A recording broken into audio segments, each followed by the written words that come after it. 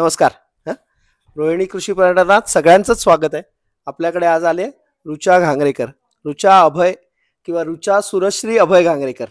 खरं म्हणाल तर असं आत्ताच आपण म्हणतो की आत्ता आपल्या इथे नाव तसं म्हणायची पद्धत आहे, त्यामुळे ती आपल्याकडे आले.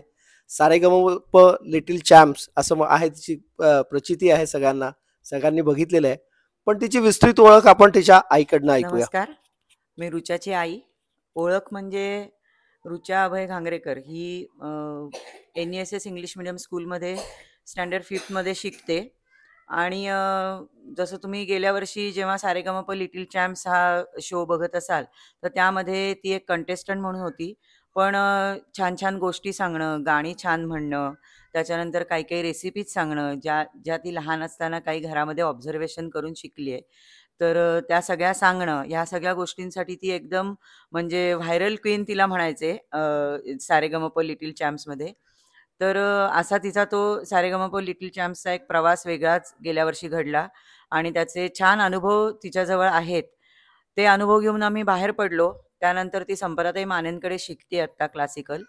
तर त्याच्यानंतर आता जसं होतं की तुम्हा मुलांना आता बाकी सगळे अनुभव ती सांगेलच, पण नंतर तिला सगळ्या घराघरात पोचली ती. त्याच्यामुळे जिथे तिथे जाऊ तिथे आता गाण्याचे कार्यक्रम करेल का, असं करेल का.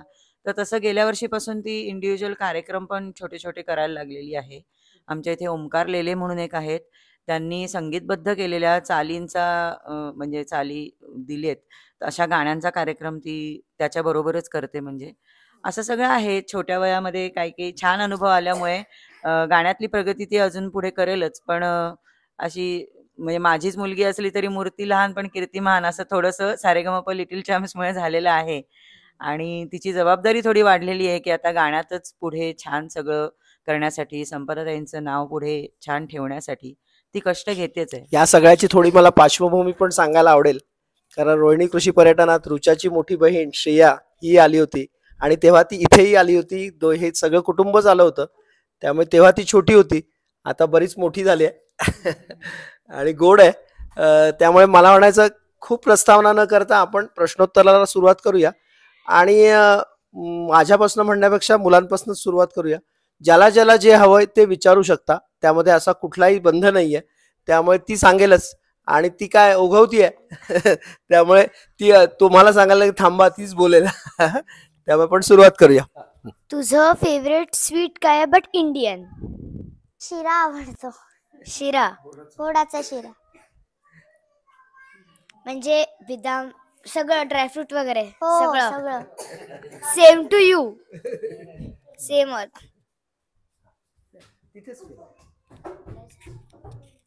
तू किती वर्षांपासून गाणं शिकते?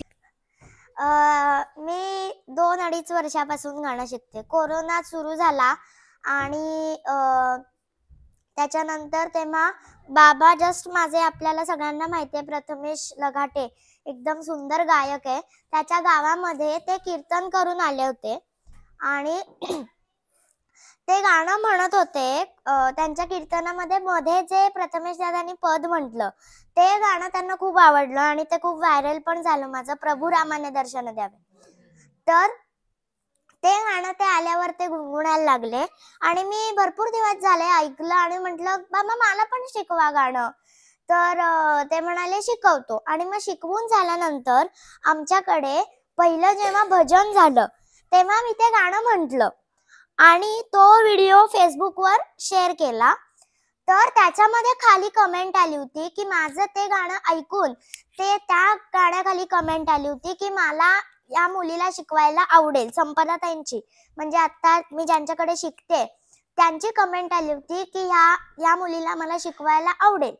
तर तेव्हा कोरोना काळ चालू होता, तर आम्ही लगेच त्यांचा फोन नंबर वगैरे घेतला, त्यांच्याशी संवाद साधला आणि मग त्या म्हणाल्या की आत्ता मी क्लासेस घेऊ शकत नाही, कारण त्या पण सूरनवा ध्यासनवामध्ये पार्टिसिपंट होत्या. तर त्यांचा तो शो संपला.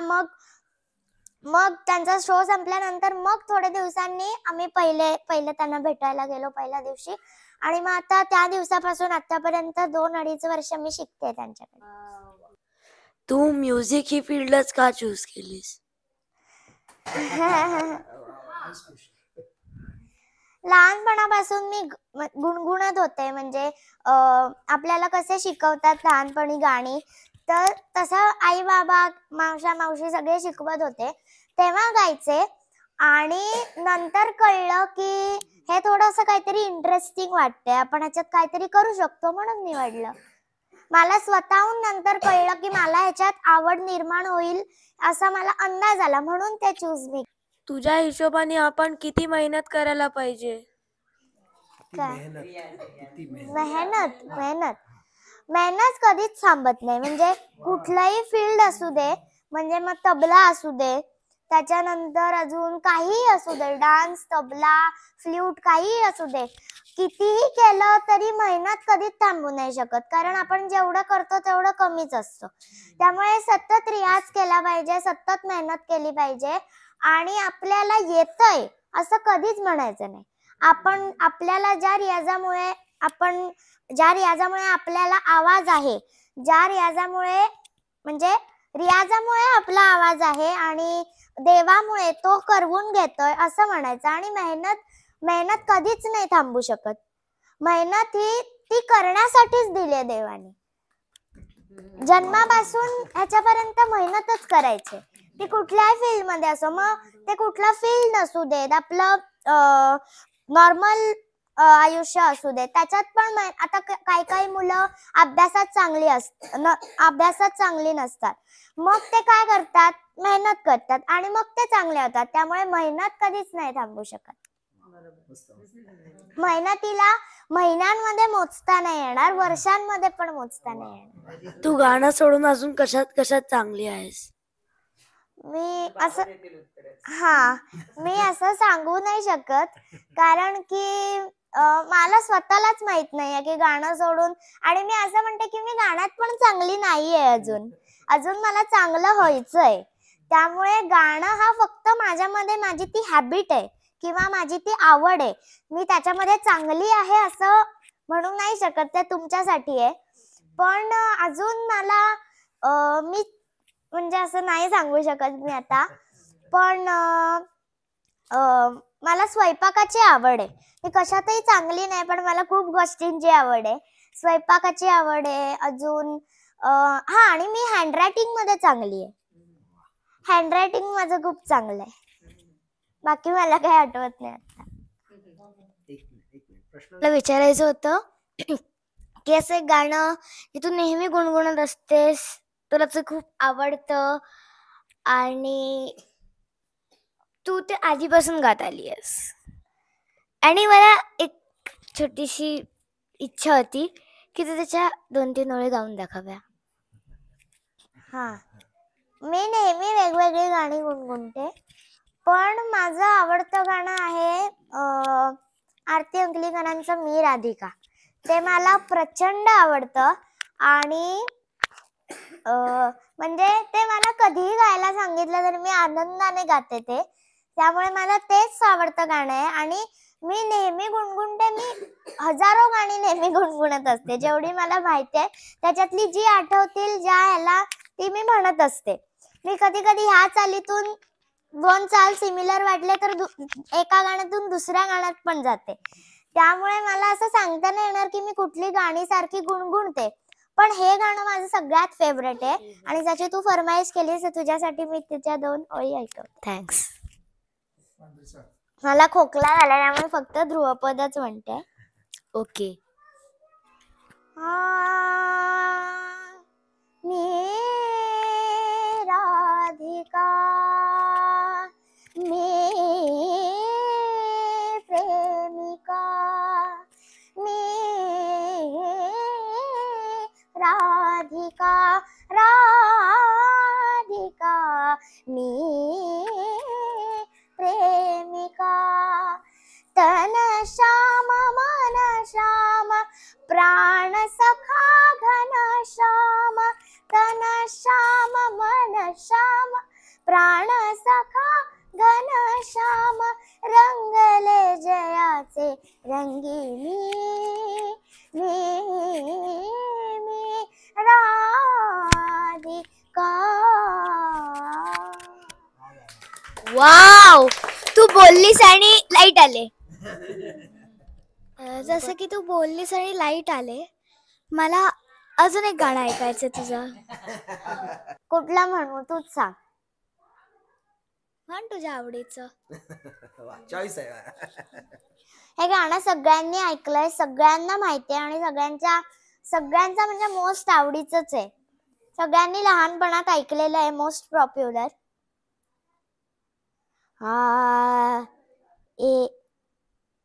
एका तळ्यात होती बदके पिले सुरेख, होते कुरूप बेडे पिल्लू तळ्यात एक. एका तळ्यात होती बदके पिले सुरेख, होते कुरूप बेडे पिल्लू तळ्यात एक. तुझं असं कुठलं गाणं आहे जे तुला आवडत नाही? आवडत नाही? हा, ते गाऊन दाखव. आवडत नाही. हा. I didn't hate any song. म्हणजे पॉझिटिव्ह थिंग्स. जरी ते मला आवडलं नसलं तरी त्याचा जो कंपोजर आहे ते काहीतरी विचार करून ती चाल मांडले. ज्यांनी ते शब्द लिहिलेत, तर माहित नाही, प्रत्येक वेळेला आता काही लेखक असतात की काही माणसं अशी असतात जी खूप छान लिहितात आणि कधी कधी असं होतं की त्यांच्या मनातला एखादा प्रॉब्लेम ते कोणाला सांगू नाही शकत, but they are a good writer. मग ते काय करतात, एखादं गाणं लिहितात. तर तसं काही असेल तर, आणि संगीतकाराने त्याला जी चाल लावली ती काहीतरी विचार करून लावले, त्यामुळे I hate it and I don't like असं त्याला आपण म्हणणं चुकीचं आहे. कारण की त्या विचारामागे काहीतरी अर्थ असणार आहे. त्याने उगाच नाही ना चाल लावली मनात आली म्हणून, त्याच्या मागे काहीतरी अर्थ असणार आहे. आणि त्या गाण्याला आपण आय हेट इट असं नाही म्हणू शकत. म्हणजे आपण त्या गाण्याला आय हेट इट म्हटलं म्हणजे ऑब्व्हियसली सायमल्टेनियसली आपण त्या विचाराला आय हेट दॅट थॉट असं म्हणतो आपण. तर कोणाच्याच विचाराला असं आपण म्हणू नाही शकत. त्यामुळे असं कुठलंच गाणं नाहीये जे मला आवडत नाही. त्यामुळे आय कांट. खरं म्हणाल तर बघा किती सुंदर उत्तर दिले तिने. हा, म्हणजे प्रत्येक विचाराला त्याचा रिस्पेक्ट देणं आणि ह्याचा मान ठेवणं. म्हणून आपण काय म्हणतो की मतभेद असावेत, मनभेद नसावेत. त्यामुळे सहजपणे एखादं गाणं कमी आवडीचं असू शकतं पण त्याचा तिरस्कार नसेल त्याच्यामधला. सुंदर थॉट आहे. छोट्या गोष्टी छोट्या मुलींनी छोट्या याच्यात सांगितलेला खरंच स्तुत्य आहे. त्याच्या अगोदर तिने गाणं म्हटलं ते मी लहानपणापासून 1000 वेळा ऐकलेलं गाणं आहे. माझं अतिशय हृदयाजवळचं गाणं आहे. म्हणजे माझी आई लहानपणी कैक वेळा मला ऐकवलेलं आहे. खूप सुंदर गाणं, मलाही बरं वाटलं, सद्गत झाल्यासारखं वाटलं ते गाणं ऐकल्यावर. अजूनही काही प्रश्न विचार? हा, खरंच सॉरी काका, पण नाही माझा सॉरी आवाज बरा असता तर तुझं सगळं म्हंटलंस. नाही आम्ही नाही फोर्स करणार आता. तुझं फेवरेट आर्ट काय आहे? आर्ट हा, म्हणजे म्हणजे मला कळलं. पेंटिंग किंवा ड्रॉ करायची, चित्र काढायची, खूप काय क्राफ्ट करू शकते तू. ओरिगॅमी. बरोबर. हरिगाणं. तुला काय आवडतं? ओरिगॅमी, पेपरचं काही बनवणं वगैरे वगैरे. टू बी व्हेरी ऑनेस्ट, मला ड्रॉइंग नाही येत काढता. सॉरी टू से, पण मला खरंच नाही येत. आणि मी असं म्हणत नाही की मला येत नाही म्हणून ते वाईट आहे, नाही येत मला. पण बाकीचे खूप अशी लोक आहेत की ज्यांना ड्रॉइंग खूप चांगलं येतं. आणि माझ्या मनात असा विचार येतोय की त्यांना येतंय ना, ते चांगलं काढतात ना, तर आपण मग ते त्यांचं खराब नको करायला काढून. त्यामुळे पण मला क्राफ्टची खूप आवड आहे आणि मला होल्डर्स करायला किंवा बघून करायला जमतं, पण ड्रॉइंग मला बघून पण काढायला नाही जमत. पण मी क्राफ्ट करू शकते ओरिगॅमीचं. हा, म्हणजे असं तुला आठवत असेल तर तुझं लास्ट ओरिगॅमी क्राफ्ट कोणतं आहे? लास्ट ओरिगॅमी म्हणजे ओरिगॅमी पेपरचंच असं नाही, काही कार्डबोर्ड पासून. मध्ये मी माझ्या कबर्ड मध्ये रबर होल्डर लावला होता स्वतः बनवून घरी, तो असू शकतो. किंवा म्हणजे लास्ट नाही मी केलेला. किंवा अजून हा पेन स्टँड केला होता एक, ते असं विविंग वगैरे करून, ते असू शकतं. आवड खूप आहे मला क्राफ्टची आहे, पण ड्रॉइंगची पण आहे, पण ते येत नाही माझ्याकडून. तर मला क्राफ्टची आवड आहे. चालेल, डन. तुला असं गाताना बोलताना असं नर्वसनेस नाही? नाही होत, कारण सगळ्यात पहिला कुठला कार्यक्रम होता मला माहित नाही. लहानपणापासून मला स्टेज फिअर अजिबात नाहीये. आणि सारेगमप मध्ये गेले तिथून तर पूर्ण निघून गेलं स्टेज फिअर. कारण काही झालं तरी तिथे सगळी माणसं असतात आणि आपल्याला नेहमी सांगतात असं कर तसं कर, इकडे उभी राहा, घाबरू नको, सगळे सांगतात. त्यामुळे लहानपणी पण नाहीच वाटायचं आणि आता पण नाही वाटत. एकदा मनाशी घट्ट केलं ना की काही नाही होणार, समोर आपलीच लोक आहेत सगळी, काहीच होणार नाही, मस्त गायचंय, मस्त बोलायचंय, की मग काही नाही होत. लेटेस्ट फेवरेट गाणं कोणतं आहे? लेटेस्ट फेवरेट हा आता जे गाणं आलंय मदन मंजिरी, वैशाली माडे यांनी गायलेलं. कारण त्या जज होत्या सारेगमप मध्ये, तर म्हणजे त्या जज होत्या म्हणून ते मला आवडलंय असं नाही. त्याची एकंदर चाल किंवा डान्स केलेला आहे आणि जसं म्हटलेलं आहे त्याच्याने मला ते गाणं खूप आवडलंय. ते माझं आता लेटेस्ट फेवरेट सॉन्ग आहे. तुला जास्त करून तुझी मम्मी आवडते का पप्पा? नाही, पण असं खरंच नाहीये. दोघांबद्दल मनात सॉफ्ट कॉर्नर आहे. म्हणजे काय नाही, हसू नका, खरंच सांगते, खरंच, अरे खरंच सांगते. अरे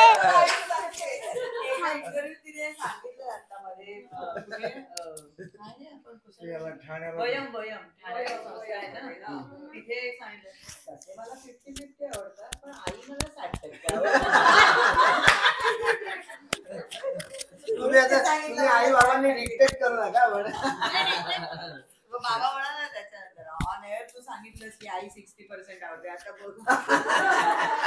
हे असं बाबांनी लागलं नाही का बाबा? नाही, खरंच दोघांबद्दल सॉफ्ट कॉर्नर आहे. मजेचा भाग बाजूला ठेवूया, पण कोणालाही विचारा, दोघही आवडत असतात. 1-2% अशी असतील की ज्यांना आई आवडते किंवा फक्त बाबा आवडतात.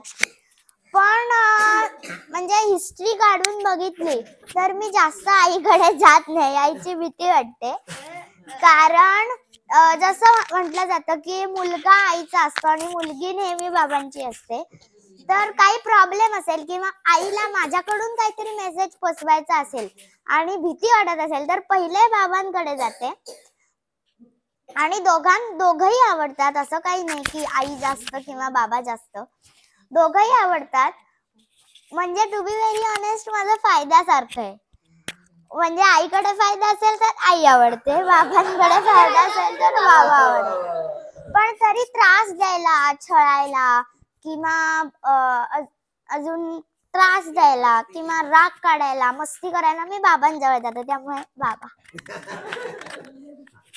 तुला सिंगिंग येतं तर तुला पेंटिंग येतं?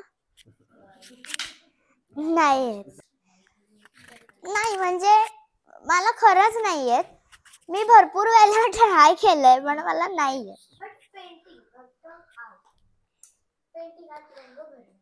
हा ठीक आहे. हा, पण एक आहे की कलरिंग माझं खूप चांगलं आहे. आईला पण विचार. म्हणजे काही असू दे, पेन्सिल कलर असू दे, ऑइल पेस्टल असू दे किंवा वॉटर कलर असू दे, माझं कलरिंग खूप चांगलं आहे. आणि I love colouring, but I don't like drawing. तुझं फेवरेट हिंदी सॉन्ग कुठलं आहे? काय favourite Hindi song? Hindi song सगळ्यांनी ऐकलेलं आहे ते अभिना जाओ छोडकर. ते माझं जुनं लेटेस्ट बॉलिवूड. माझ्याकडे बॉलिवूडचं म्हणजे मला असं कुठलंच गाणं नाहीये की जे आत्ताची गाणी मला आवडतात. पण सिंघम मधली वगैरे जी गाणी आहेत म्हणजे ती लेटेस्ट नाही आहेत, पण तरी मला तीच आवडतात. पिक्चर्स मधलीच गाणी, आत्ताच्या पिक्चर्स मधली. तुला आवडतं का?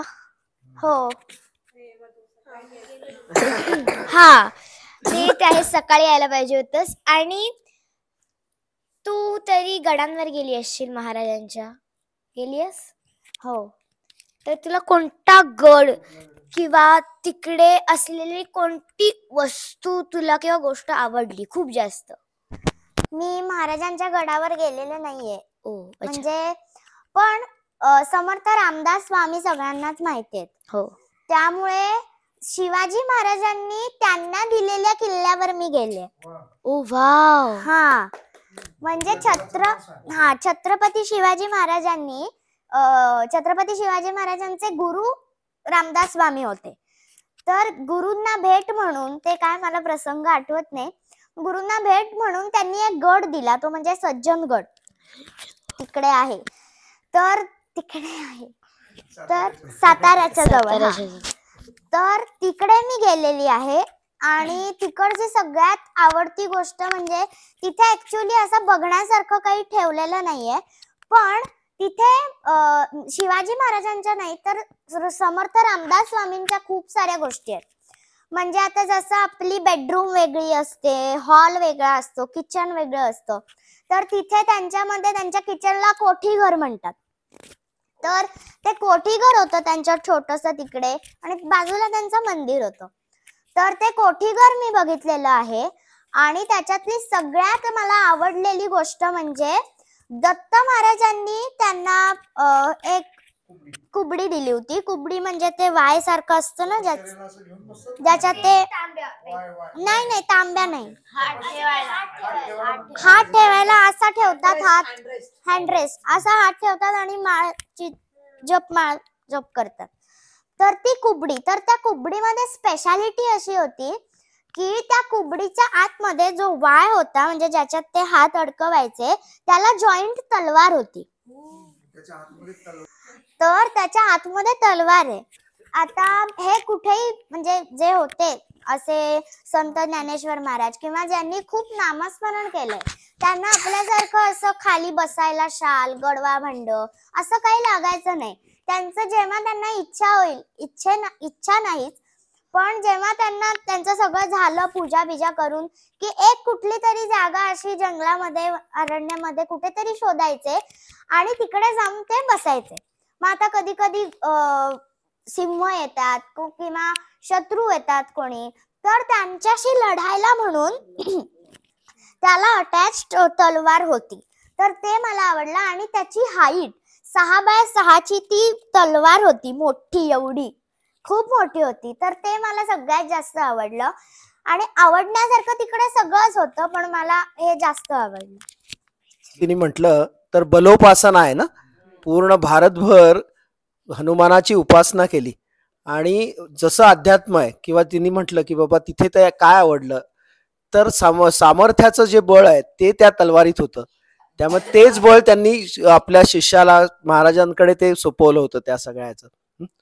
अजून काही कोणाला विचारायचंय? हा, लिटिल चॅम्प्सच्या पर्वातील गमती जमतीचे प्रकार किंवा जे काय चालायचं आणि तुमचं कंटेस्टंट मधलं एकमेकांचं जे काही कोऑर्डिनेशन किंवा हे असेल त्याच्याबद्दल 1-2 किस्से आणि त्यातला एखादा भारावून टाकणारा प्रसंग आम्हाला ऐकायला आवडेल. ऍक्च्युली आमच्यामध्ये जे रिलेशन थोड्या दिवसांनंतर झालं ते म्हणजे जेव्हा मी एलिमिनेट झाले ते मी नंतर सांगते, पण सगळ्यात आधी फर्स्ट एपिसोड जेव्हा झाला होता तेव्हा असं वाटत होतं की अरे सगळे आपल्यापेक्षा मोठे आहेत. म्हणजे मला वाटत सगळे आपल्यापेक्षा मोठे आहेत. 2-3च मुलं होती जी माझ्यापेक्षा छोटी होती. एकच मुल, 2 होते, हिमांशू पण होता, हिमांशू आणि देवांश. 2च मुलं होती जी माझ्यापेक्षा लहान होती, बाकी सगळे माझ्यापेक्षा मोठे होते. तर असं झालं होतं की कसं यांच्या बरोबर मी राहणार आणि कसं ते माझ्याशी वागतील याचं सगळं टेन्शन होतं आणि कॉम्पिटिशन असणार आहे आमच्यामध्ये, तर कसं होईल सगळं. पण नंतर जेव्हा कळलं की ते सगळे इतके चांगले आहेत त्यांना कळलं की मी पण फ्रेंडशिप करते, तेव्हा स्पर्धा ही भावना किंवा विषयच निघून गेला होता. सगळे सगळ्यांना मदत करत होते. सगळ्या गाण्यांमध्ये सगळ्यांनी सगळ्या टाइप्सची गाणी गाऊन झाली होती, त्यामुळे सगळ्यांना थोडा थोडा एक्सपिरियन्स होता. त्यामुळे सगळे सगळ्यांची मदत करत होते, त्यामुळे कॉम्पिटिशन हे निघून गेलं होतं. तर जसं काका म्हणाले की मला फील झाला तो असा एक्सपिरियन्स जेव्हा मी एलिमिनेट झाले. सेमीफायनल राऊंड मध्ये मी एलिमिनेट झाले, तेव्हा सगळ्यांनी येऊन कडकडून मिठी मारली होती. सगळ्यांनी, जे कोणी स्टेजवर होते त्यांनी. त्या क्षणाला शूट झालं आणि मी स्टेजवरून मला उतरू पण दिलं नाही. सगळ्यांनी येऊन मला, जे कंटेस्टंट होते त्यांनी सगळ्यांनी पकडून ठेवलं होतं. म्हणत होते का जातेस, नको जाऊस, एलिमिनेट झाली असलीस तरी नको जाऊस, आम्हाला हवी असतो. तेव्हा मला इतकं बरं वाटलं, म्हणजे मला वाटलं की मी काहीतरी कमवलंय, काहीतरी मी लोकांना आपलंसं केलंय, काहीतरी लोकांना माझ्याबद्दल वाटतं. हेच मला तेव्हा खूप झालं होतं. आणि मी एलिमिनेट झाले, मला आता पुढे गाणं म्हणायला मिळणार नाहीत याच्यासाठी मी रडलेच. पण त्यापेक्षा जास्त मी आता ह्या सगळ्यांना सोडून जाणार, परत आमची भेट काही वर्षांनी होणार नाही असं नाही, डेफिनेटली काही दिवसांनी आमची भेट होईल. पण आता तेवढा मधला गॅप मला यांना भेटता नाही येणार, ह्याच्याने मी जास्त तेव्हा रडत होते. आणि त्यांनी मला अक्षरशः पकडून ठेवलं होतं की नको जाऊस प्लीज. तर तेव्हा मला असं वाटलं की काहीतरी आपण इथे 4 महिने हा शो चालला होता, 4 महिन्यात एवढं सगळं झालं आमच्यामध्ये. कधी रुसवे फुगवे, कधी कॉंग्रॅच्युलेशन, कधी कोणाचा बर्थडे असेल तर ते सगळं आम्ही सगळ्या एकमेकांबद्दलच्या भावना सगळ्या एक्सपिरियन्स केल्या. आणि मला खरंच तेव्हा काहीतरी वाटलं की आपण जसं लोकांची वागतो तसंच आपल्याला परत मिळतं. म्हणजे मी फ्रेंड्स केले आणि त्यांच्यामध्ये मी माझं घर केलं, हे मला तेव्हा जाणवलं. तुझ्या गाण्याबरोबरच तुझ्या रेसिपीज खूप फेमस आहेत कार्यक्रमांमध्ये. तर तुझ्या आवडीचा पदार्थ, गोड सांगितला शिरा, तसाच तिखट किंवा कुठला दुसराही असेल तर त्याची एखादी रेसिपी मला सांग. काकूने एकदम बरोबर प्रश्न विचारला. मला पण गोड खायला जास्त आवडत नाही, मला थोडेसेच पदार्थ आवडतात गोडामध्ये. मला तिखटच जास्त आवडतं. आणि तिखटामध्ये मला काही चालतं, म्हणजे भजी चालतात किंवा तिखट मिसळ चालते. मिसळ जीव की प्राण आहे माझा, त्यामुळे तिखटच मला जास्त आवडतं. पण मी असं सांगेन की ज्या मी टीव्हीवर रेसिपी सांगितल्या त्याच्यामधलीच कोणाला माझ्याकडून आत्ता लाईव्ह ऐकायची असेल तर त्यांच्या फरमाईशीवरच मी सांगेन. उठला झोपलेला.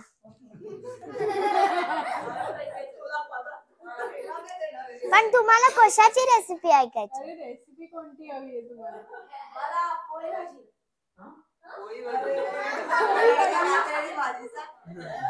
कुठली भाजी? भाजी कुठली? उपमा.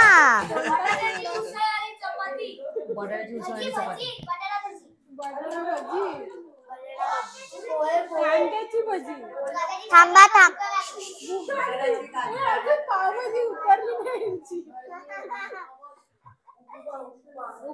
पहिले उपमा मी सांगू का?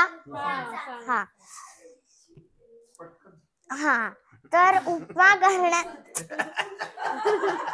बाबाला झोप आली. उपमा करण्यासाठी सगळ्यात आधी आपल्याला रवा लागतो.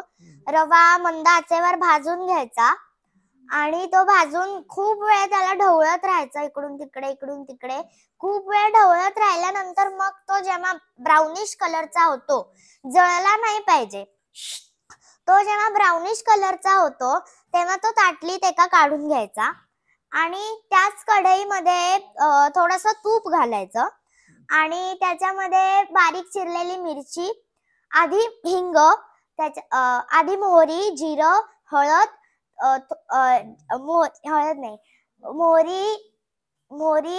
जिरं, मोहरी, त्याच्यानंतर थोडंसं तिखट, कढीपत्ता आणि मिरची घालायची. आणि मग नंतर त्याच्यामध्ये ते थोडंसं ढवळायचं आणि मग त्याच्यामध्ये आपण जो परतलेला रवा आहे तो घालायचा आणि खूप वेळ ढवळायचं. आणि मिरच्या कुठल्याही घालू शकतो आपण, लाल किंवा हिरव्या. आपल्याला जेवढं तिखट पाहिजे त्यानुसार मिरच्या. तिखट नाही घालायचं, नुसत्या मिरच्या घालायच्या आणि कढीपत्ता. आणि हे सगळं तुपावर घेतल्यानंतर त्याच्यामध्ये रवा घालायचा जो आपण भाजलाय आणि खूप वेळ हलवत राहायचं आणि मग एक वाफ काढायची की होतो उपमा. हा, आणि गाजर का विसरले. सिक्रेट इन्ग्रेडियंट आहे आणि डिफॉल्ट आहे पाणी. आता आपण तसा थोडा वेळ झालाय, पण मला एक विशेष दोघांचंही आईबाबांचं थोडंसं मनोगत ऐकायला नक्की आवडेल. या सगळ्या प्रवासात मुळात आईनी 4 महिन्याचा प्रवास आणि बाबांचा ह्या गायनाचा प्रवास दोन्ही ऐकायला आवडेल. कारण कसं आहे ना, ह्याच्या पाठीमागे भक्कम उभी राहणारे असल्याशिवाय हे होत नाही. मुळात कला आहे, पण ते जोपासणारे, जोहरी म्हणतात ते असणारे ते असल्याशिवाय हे घडणं होत नाही. त्यामुळे कुंभार असला तरी मडकं घडवणारा कुंभार लागतोच, जरी मडक्यामध्ये आकाराची स्वतःची रचना असली तरी सुद्धा. त्यामुळे मला ते दोघांचंही खरं बोलायला आवडेल, किंवा त्यांनी जरा सांगितलं तर मुलांनाही ते ऐकायलाही आवडेल. त्या निमित्ताने आम्हाला सगळ्यांना ऐकायला आवडेल. माईक माझ्याकडे दिलाय म्हणजे मी 4 महिने तिच्याबरोबर होते म्हणून. बॅकस्टेजचे अनुभव खूप आहेत. म्हणजे रियालिटी शो करणं ही सोपी गोष्ट नाही आहे. जितकं आपल्याला पडद्याच्या समोर इकडे टीव्हीवर दिसतं त्याच्याहून अधिक कितीतरी गोष्टी बॅकस्टेजला चालू असतात आणि खूप लहान वयात रुचाला त्या अनुभवायला मिळाल्या. आणि सगळंच म्हणजे चांगल्या वाईट दोन्ही गोष्टी आहेत. आपण त्यातलं नेहमी चांगलं घ्यायचं ह्या दृष्टिकोनातनं मी नेहमी आम्ही तिला जेव्हा कॉम्पिटिशनमध्ये भाग घेतला तेव्हा आम्ही दोघांनीही सांगितलं होतं की तू कधीही एलिमिनेट झालीस तरी घरी यायचंय. हा आपला अंतिम क्षण नाहीये की बाबा मी लूझर आहे किंवा काय, मला हे झालं की मला गाणं शिकताच येणार नाहीये, असं नाही. आपण संपदाताईकडे शिकतोय, हे संपदाताईकडे शिकणं आपण अविरत चालू ठेवायचंय. हा एक एक्सपिरियन्स म्हणून जायचंय. आणि ही गोष्ट तिच्या मनात इतकी रुजली होती की तिला काहीही झालं तरी ती पॉझिटिव्हली एक की नाही मी इथे एक्सपिरियन्स म्हणून आलेली आहे, मला ह्याचा आनंद घ्यायचा. त्याच्यामुळे ज्या ज्या गोष्टी तिथे तिने केल्या, काय गोष्टी सांगणं, रेसिपीज सांगणं, किंवा कसं एक थीम ठरली त्यांची चॅनलची पुढच्या एपिसोडची की त्यानुसार तिला काही गोष्टी वगैरे, तुला काय माहिती आहे वगैरे हे सगळं विचारणा करून मग तिच्याकडनं तुला एवढी गोष्ट सांगायची वगैरे असं ते सगळं मागचं प्लॅनिंग असायचं. तर त्याप्रमाणे ती सांगायची, करायची. गाण्याबरोबरीने तिने बऱ्याच ह्या गोष्टी केल्या. रेसिपी, गणपती आले की तुला मोदक करून दाखवायचंय, तुला येतो का, मग तिला वरती बोलवायचे क्रिएटिव्ह टीमवाले वगैरे. ह्या सगळे अनुभव आले आम्हाला आणि त्यातनं ती सगळ्यांसमोर चांगली प्रेझेंट केली गेली. हे एक पॉझिटिव्ह बाजू. आणि अगदी महत्वाची गोष्ट म्हणजे भिवंडीतली ब्राह्मणळीतली एक छोटी मुलगी छान गोष्ट सांगते, रेसिपी सांगू शकते, गाणं गाते. ही गोष्ट आज जगभरात सगळीकडे पोचली. ही काही ती घरामध्ये ह्या शोमध्ये गेली नसती तर ही काही कोणाला कळली नसती. तिच्यावर झालेले संस्कार, तिचे वडील कीर्तन करतात, त्याच्यामुळे मायथॉलॉजिकल गोष्टी तिला माहिती होत्या. त्याच्यामुळे बाकी मुलांना काही बोलण्यासाठी स्क्रिप्ट लिहून द्यायला लागायचं. ही ज्या गोष्टी सांगायची त्याचंच ते एडिट करायचे. समजा 5 गोष्टी सांगितल्या तर ह्यातल्या आपल्या शोमध्ये आपल्याला एवढ्या 2च सांगायचेत. त्याच्यामुळे तिच्यात तो लाईव्हलीनेस होता गोष्ट सांगण्याचा. फक्त थोडं मागे करून घ्यायला लागायचं, कारण गाण्याच्या बरोबरीने ह्या गोष्टी करून घ्यायला लागत होत्या. कधी कधी मग कंटाळायची म्हणता नाही येणार, तिला दमून जायची. म्हणजे ती मग तिला बूस्ट करायला लागायचं की बाबा नाही मनू, तुला हे पण सांगायचं, तू छान सांगतेस की नाही, म्हणून सांगायला सांगतात. सगळ्यांना सांगतात का गोष्टी सांगायला नाही देतात कोणाला, तुला येत आहेत म्हणून सांगतात, तर तुला हे दोन्ही करायचं आहे. हे बूस्ट करणं माझं काम होतं. केलं तिनेच सरते शेवटी. आणि बाबा आणि संपदाताई फोनवरनं कायम नाही मनू असं कर, तुला असं करायचंय, असं कर. हे कारण तो बँकमुळे माझ्याबरोबर तिथे काय आम्ही 4 महिने रजा घेऊन राहिले होते. संपदाताई 1-2दा येऊन भेटून गेली तिला तिकडे मालाडला. आणि फोनवरनं तिला कायम ती गायडन्स करायची. कुठलंही गाणं म्हणलं की कसं म्हण, काय म्हण. तिथे मेंटॉर्स होते ते करायचेच, पण एक आपला एक रॅपो झालेला असतो त्या गुरुशी, किंवा तिने सांगितलेली गोष्ट पटकन कळते. तर त्या दृष्टिकोनातनं जेव्हा वेगवेगळ्या जॉनरची गाणी तिला दिली गेली त्यावेळेला ताई तिला सांगायची की असा उच्चार कर, असं हे कर, की तिला ते पटकन कळायचं. छान होता प्रवास, अतिशय सुंदर. आणि तिथनं बाहेर आल्यानंतर आम्हाला जास्त कळलं की ते तिचा इम्पॅक्ट बाहेर किती होत होता. काय झालं 4 महिने माझा काही जनतेशी म्हणजे हा माझा कोणाशी बाहेर पब्लिकशी कॉन्टॅक्ट होत नव्हता, कारण मी मालाडमध्येच राहत होते. शो मधनं बाहेर आलो, दिवाळी भाऊबीज वगैरे झाल्यानंतर आम्ही शो मधनं त्यावेळेला ती एलिमिनेट झाली आणि बाहेर आलो आणि लगेचच गोंदवल्याची सेवा करायचा आम्हाला. म्हणजे गेल्या वर्षी पहिल्यांदा गोंदवल्याला तिचा संपदाताई बरोबर कार्यक्रम झाला, अभयचं पण कीर्तन झालं. शो मधनं बाहेर आलो आणि लगेच डिसेंबर महिन्यात आणि त्या उत्सवामध्ये हिला बघितलं की मागे ज्या धावत म्हणजे लोक, हे तू ती रुचा ना, तू ती रुचा ना, प्रसिद्धी खूपच. म्हणजे आम्हाला असं झालं की कशाला आम्ही हिला इथे घेऊन आलो किंवा काय, असं इतक्या बायका फोटो काढायचा आहे, गाणं म्हणून दाखव, हे ते, हे सगळं म्हणजे अनुभवायला मिळालं. त्याच्यानंतर आत्ता तिने झी टॉकीज वरती एक निवेदनाचं पण काम केलं थोडंसं आत्ता गेल्या महिन्यामध्ये दिवाळीत. तेव्हा आम्ही नाशिकला गेलो होतो शूटिंगला. तिथे पोलीस होते, त्यांनी हिला ओळखलं, ही ती गाणारीच ना टीव्ही वरची. म्हणजे हे जे काय एक तिला प्रसिद्धी मिळाली ही त्या शोमुळेच मिळाली. त्यामुळे खूप छान गोष्टी घडल्या आणि बाबाला बोलावं, सांगायला हा कारण बाबांना काही टाळता येणार नाही एवढं नक्की आहे. मी म्हणजे चिऊच्या माध्यमातून ह्यांना सगळ्यांना मला सांगायचं आहे, नक्की नक्की महत्वाची गोष्ट की ती एलिमिनेट झाली. बरोबर, एलिमिनेट झाली म्हणजे शेवटपर्यंत पोचली का? नाही पोचली, मध्येच तिला बाहेर पडायला लागलं, त्याच्यातून थांबायला लागलं. मग त्याला वाईट तुम्हाला वाटणार. तर तुमच्या सगळ्यांच्या आयुष्यामध्ये आता कोण ड्रॉइंग चांगलं काढतं, कोण स्पोर्ट्समन आहे, कोणाला अजून काय पुढे करिअर करायचं आहे. तर आपल्याला नकार आयुष्यामध्ये कधी कधी पचवायची सवय लागते. अपयश कधी कधी येतं पहिल्या त्याला, तर त्याला हे करून जायचं नाही. आई बाबांनी एखाद्या गोष्टीला आपल्याला 5 गोष्टींना हो म्हटलंय, 6व्या गोष्टीला नाही नाही मिळेगा आज नाही, तर तो तेवढ्याच लाइटेडली एकदम ऍक्सेप्ट करायचा. लक्षात ठेवा, रडायचं नाही. 5 गोष्टींना आपल्याला हो म्हटलंय ना, हे चांगल्या गोष्टी झाल्यात ना, तर त्याच्यावर वाद घालत बसायचं नाही, ते ऍक्सेप्ट करायचं आणि पुढे जायचं. म्हणून मला तुम्हाला सांगायचं काय की एका कुठल्या तरी गोष्टीवर काहीतरी आपण हरलो, कमी झालं मार्क या वेळेला नाही, तर रडत बसायचं नाही, पुढे चालत राहायचं, वर्कआउट करायचं, बस, बाकी काय नाही. परत संधी नक्की मिळत असते, मिळतेच. ती आपण त्याची वाट बघणं. अजून आईबाबांना विचारावंसं वाटेल, म्हणजे विशेष म्हणून पण, कारण आता ती छोटी आहे, आत्ता 5वीत आहे. तिच्या ह्या संगीताच्या प्रवासामध्ये बालपण हा विषय कसा राहिला तुमचा? कारण शेवटी ह्या सगळ्यामध्ये म्हणजे काही डेडिकेटेड होतं, म्हणजे जसं संजीव अभ्यंकरांचं उदाहरण आहे, जसरंगी किंवा पंडित जसराजांकडे कंटिन्युअस शिकत होते, म्हणजे ते बालपण त्यांचं त्या संगीतामध्येच गेलं असं आपण म्हणू. पण असा तुम्हाला अनुभव त्यातला काय? जो किस्सा सांगितला ना की पहिल्यांदा कळलं की हिला गाण्यातलं नॉलेज कधी आहे, तेव्हापासून झालं. पण लहानपणी एकदा म्हणजे बरेच अगदी वर्ष, 1.5-2 वर्षाची, खूपच लहान होती, मी हार्मोनियम काढून बसलो होतो आणि मी काळी एकच्या सुरामध्ये सा धरला आणि कोणतरी म्हणाल की जरा दुसरा, तिने तो स्वर लावला काळी एकचा, मी दुसरा स्वर लावला, काळी 2 मध्ये गाऊया. काळी 2चा स्वर लावला तर तिने एका सेकंदात काळी 2 लावला. मग मी आणि श्रेया ही आम्ही एकमेकांकडे बघायला लागलो की आपण, मग पांढरी 2 लावला, पांढरी 4 लावला, काळी 3 लावला, पटापट एकेका सेकंदामध्ये ती फटाफट सगळे स्वर लावत गेली. मग आपल्याला ते कळलं म्हणजे ना की हिला स्वर आहे. मग आपण पुढे मग तिला श्लोक स्वरात शिकव, लहान लहान लहान लहान हे करत शिकव, मग गाण्याची. आणि तिला तबला, तालाचं ज्ञान पण उत्तम आहे, तिला तबला पण खूप. आता तिला मी म्हणजे आता या महिन्यात 2 महिन्यातच तिची तबल्याची शिकवणी पण सुरू होईल. आणि इथे येऊन आपल्याला भरपूर वेळ दिलाय आणि एक इन्स्पिरेशन आहे तुम्हा मुलांकरता, आमच्याकरता. नाही काय नाही, त्यांना भरपूर लोक आहेत इन्स्पिरेशन घेण्यासाठी. मी माझी स्वतः अजून इन्स्पिरेशन ग्रुप आहेत. माझं इन्स्पिरेशन व्हायला अजून भरपूर काय काय करायचं आहे, त्यामुळे तुम्ही दुसऱ्यांची इन्स्पिरेशन घ्या प्लीज.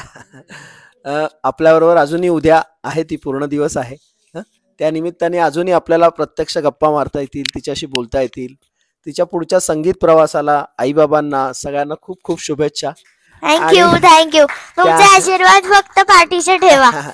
त्या निमित्ताने रोहिणी कृषी पर्यटन ऋणीच राहील या सगळ्या ह्याच्यामध्ये, त्यामुळे त्या निमित्ताने ही सगळी संधी मिळते. त्या निमित्ताने आपल्याला सगळ्यांना तिच्याशी गप्पा मारायला मिळतंय, मजा करायला मिळते. उद्या आपण तिच्याबरोबर भरपूर खेळणार पण आहेत सगळेजण. त्यामुळे अशाच शुभेच्छा सहित आपण या शुभेच्छा नोटाला थांबूया. धन्यवाद सगळ्यांनाच. थँक्यू काका, थँक्यू तुम्ही एवढी माझी बडबड ऐकल्याबद्दल. विचारायचं होतं की एलिमिनेट झाला तो प्रसंग नाही, की जेव्हा तुझा प्रवास चालू होता लिटिल चॅम्प्स मध्ये, जेव्हा समजा एका ठिकाणी काही अडत असेल किंवा लागत असेल किंवा त्रास दिवस नसेल, अशा वेळी तुला बाकीच्या कंटेस्टंट्सनी केलेली मदत किंवा दुसऱ्या कोणी ज्याच्यामुळे तू हे झाली. जसं बाबा म्हणाले की तो उलटा प्रसंग झाला होता. मी देवांशला मदत केली होती. काय हा, संधिकाली आशा धुंदल्या दिशा दिशा, हा मी जे गाणं म्हटलं होतं ते त्याच्या बरोबर. तर तेव्हा मी देवांशला मदत केली होती आणि पहिलं कडवं झालं होतं आणि ध्रुवपद झालं, पहिलं कडवं झालं आणि दुसऱ्या ह्याला त्याची जी म्हणजे त्याची उचल होती. आधी स्टार्टिंग बॉयनी होती आणि नंतर मी गर्ल फॉलो करणार होते. तर त्याची जी उचल होती तर तो शब्द विसरला आणि कोइन्सिडेंटली मला ते शब्द पाठ होते. तर त्याचे शब्द मी म्हटले आणि पुढचं मी पण कंटिन्यू केलं. तर मला म्हणजे छोटी मोठी मदत ते नक्कीच करायचे. मला काही असं ताण किंवा काही छोटी हरकत असेल, कळत नसेल तर फक्त स्टुडंट्सच नाही तर त्यांचे आई बाबा पेरेंट्स पण होते. तर त्यांनी पण मला खूप मदत केली आणि असं म्हणजे एवढा भारावून टाकणारा कुठलाही नाहीये. मला पहिल्या गाण्याला जेव्हा वरचा सा मिळाला होता, पहिलाच माझा परफॉर्मन्स होता आणि पहिल्या एपिसोडला पहिल्यांदा मला वरचा सा मिळाला होता.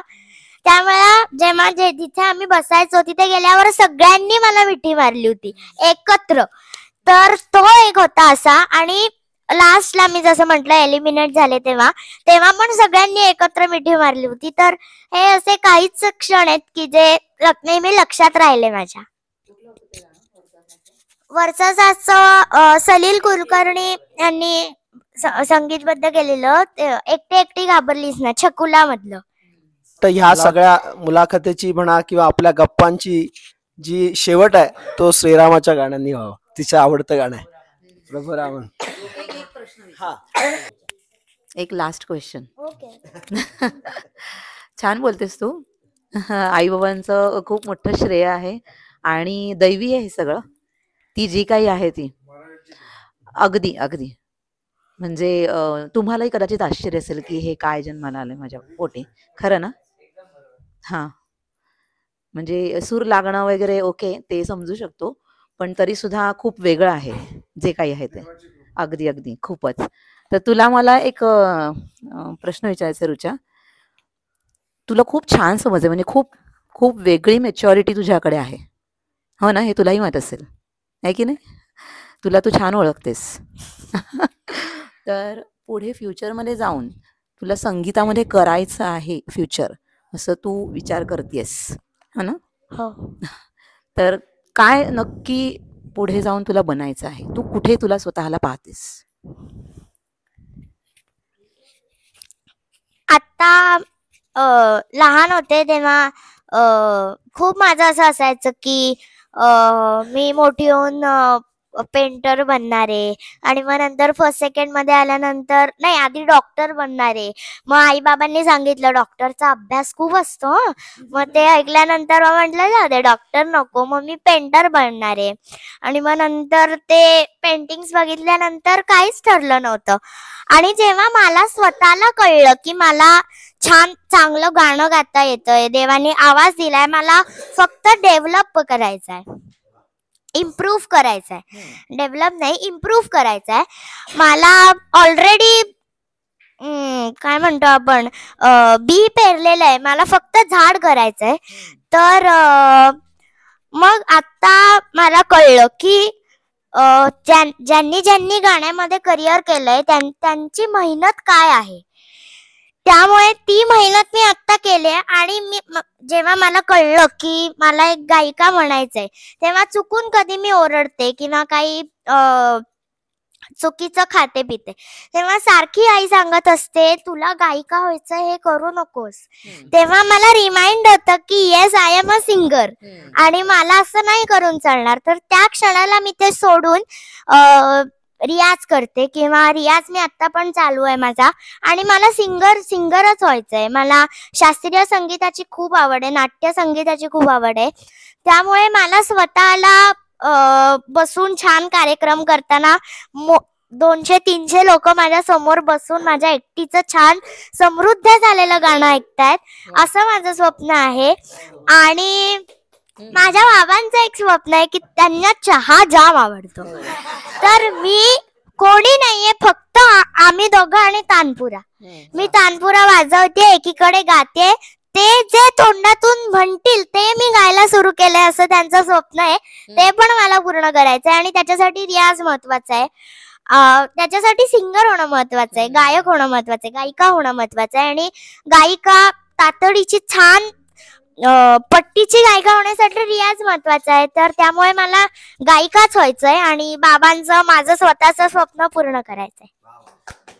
तुझी फेवरेट सिंगर कोण आहे? कौशिकी चक्रवर्ती. आणि आता जसं त्यांनी विचारलं की बॉलिवूड सॉंग्सची, त्याच्यामध्ये श्रेया घोषाल.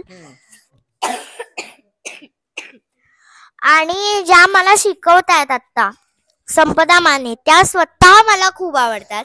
वागायला चांगली आहे आणि गाणं तर तोडीस तोड गाणं आहे. आणि भरपूर मला ह्या 3 गायिका मला स्पेशल आवडतात. म्हणजे तू त्यांचे सगळे इंटरव्ह्यूज, त्यांचे रियाज पॅटर्न्स हे सगळे फॉलो करते? कोणाला जास्त फॉलो करतेस तू? मी संपदा ताईला फॉलो. गाणं एक होऊ दे. हो, खूप पॉप्युलर झालेलं गाणं प्रभू रामाने दर्शन द्यावे. प्रभू रामाने दर्शन द्यावे, प्रभु रामाने दर्शन द्यावे, गातो मुखी हरिनाम, गातो मुखी हरिनाम, हरिनाम, गातो मुखी हरिनाम, अंतरी माझ्या रात्रंदिन तो वास करील श्रीराम, श्रीराम, श्रीराम, श्रीराम, प्रभो श्रीराम. Thank you.